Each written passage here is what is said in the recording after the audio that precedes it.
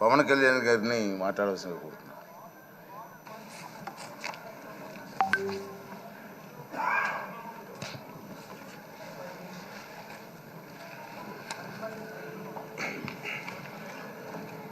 పదహారవ శాసనసభకి ఏకగ్రీవంగా ఎన్నికైన సభాపతి శ్రీ చింతకాల అయ్యన్ పాత్ర గారికి హృదయపూర్వక నమస్కారాలు, మీకు శుభాకాంక్షలు.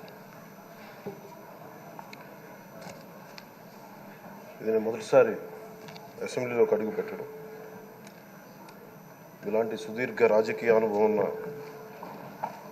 దాదాపు 7 సార్లు ఎమ్మెల్యేగాను, ఒకసారి పార్లమెంట్లో అడుగుపెట్టిన మీకు, Panchayati Raj, technical education, forest, R&B అనేక మంత్రిత్వ శాఖల్ని సమర్థవంతంగా నిర్వహించిన మీకు ఈ సభాధ్యక్షుడు, ఈ స్పీకర్ స్థానంలో కూర్చోవడం నాకు చాలా ఆనందంగా ఉంది. ఇన్ని దశాబ్దాలు ప్రజలు రాజకీయ జీవనంలో ఇన్ని దశాబ్దాలు ప్రజలు మీ వాడి వేడి చూశారు. మీకు కోపం వస్తే ఋషికొండను చెక్కినట్టు ప్రత్యర్థులకి పదునైన ఉత్తరాంధ్ర యాసలో గుండు కొట్టేస్తారు. నాకు ఒకటే బాధేస్తా ఉంది సార్, ఇకపైన మీకు తిట్టే అవకాశం లేకపోవడం. కానీ ఇక మీద సభలో ఎవరు తిడుతున్నా దాన్ని ఆఫ్ చేసే బాధ్యత మీ చేతిలోనే ఉంది. మీరే మైక్ ఆఫ్ చేయాలి. అంటే మా చిన్నప్పుడు నేను చూసేవాడు, ఒకసారి అల్లరి చేసే అబ్బాయిని క్లాస్ లీడర్ చేసేవాడు చిన్నప్పుడు మా స్కూల్లో. కానీ ఇన్నాళ్ళు ప్రజలు మీ వాడి వేడి పలుకులు, మీ ఘాటైన వాగ్దాటి చూశారు.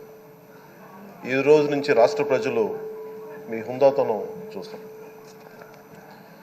డిబేట్స్ వెనకాల దాక్కుని సంస్కారహీనమైన భాషల్ని, భావాల్ని రకరకాల మాధ్యాల్లో విరజిమ్ముతూ ఉంటారు. దాని నియంత్రణ మీ ఆధ్వర్యంలో ఇక్కడి నుంచే మొదలవ్వాలి. ఇందాక సభానాయకులు గౌరవ ముఖ్యమంత్రి శ్రీ చంద్రబాబు నాయుడు గారు చెప్తారు, ఆడబిడ్డలు ఏ విధంగా నలిగిపోయారు ఈ రాష్ట్రంలో గత 5 సంవత్సరాల్లో. చిన్న లేదు, పెద్ద లేదు, ఎవరని లేదు.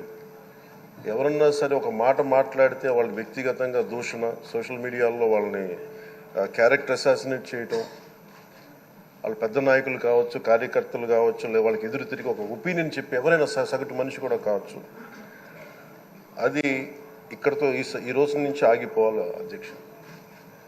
అది మీ ఆధ్వర్యంలోనే మొదలవ్వాలి. గత ప్రభుత్వం తాలూకు సభ జరిగిన విధానం చూస్తే ఈ వ్యక్తిగత దూషణ ఇవన్నీ చాలా ఇబ్బంది పెట్టే ప్రజలు.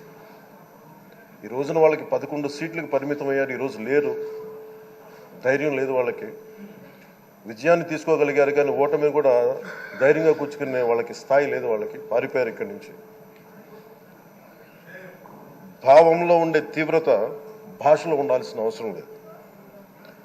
భాష మనుషుల్ని కలపడానికి కానీ విడగొట్టడానికి కాదు, భాష విద్వేషం రేపడానికి కాదు, పరిష్కరించడానికి. ఎంత జటిలమైన సమస్య అయినా, భయంకర సమస్య అయినా చర్చల ద్వారా పరిష్కరించుకోవడానికి కానీ వివాదం సృష్టించడానికి కాదు. ఈ సభ ఉన్నది అందుకు. కానీ మనం చూసింది వాళ్ళ దగ్గర నుంచి బూతులతోటి, వ్యక్తిగత దోషులతోటి రాష్ట్ర పురోభివృద్ధిని ఆపేశారు. అలాంటి సభ కాకుండా ఇందాక మన పెద్దలు శ్రీ గౌరవ ముఖ్యమంత్రి చంద్రబాబు గారు చెప్పినట్టుగా ఇది భవిష్యత్తుకి ఇది ఒక ప్రమాణం అవ్వాలి.